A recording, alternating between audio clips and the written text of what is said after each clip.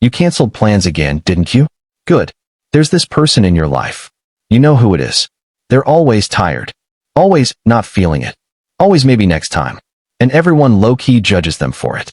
But here's what nobody's saying out loud. That person isn't avoiding you. They're protecting something. And if you've ever felt more excited about a Friday night and then a Friday night out, stay with me. Because you're about to find out you're not weird. You're actually wired differently. And science has a lot to say about it. Extroverts charge like a phone plugged into a crowd. The noise, the energy, the chaos, that's their power source. But for introverts, every social interaction, even a fun one, pulls from the battery. And home. Home is the only charger that actually works. Psychologists call this optimal arousal theory. Your nervous system has a set point for stimulation. Some people need more to feel alive. Others need less. It's not laziness. It's not fear. It's just how you're built. But introversion is only part of the story. Because some people don't just prefer home. They need it. Out in the world, everything is unpredictable. Loud strangers. Plans that change last minute. Small talk with people who aren't even listening to your answer. But at home, you control the lighting, the noise level, the whole vibe. For people with anxiety or high sensitivity, that's not a luxury. That is survival. Studies show that people who genuinely enjoy solitude tend to score higher in creativity, self-awareness, and problem-solving. Think about it.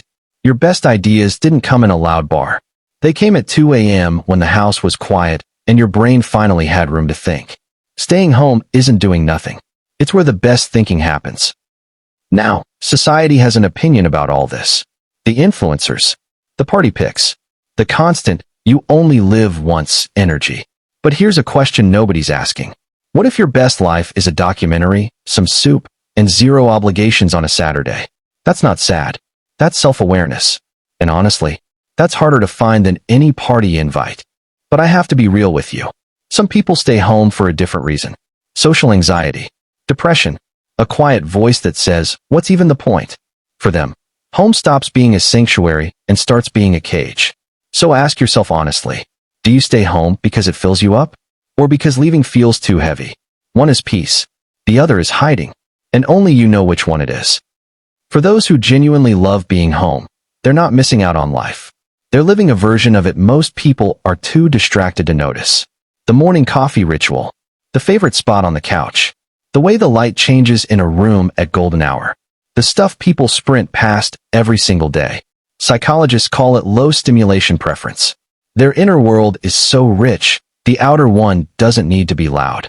So if you cancel plans without guilt, if a solo Saturday genuinely feels like a gift, if you'd rather rewatch something that comforts you than chase a memory, you're not broken. You're not boring. You're just wired for depth over noise. For peace over performance. Now I want to know, are you actually someone who loves staying home?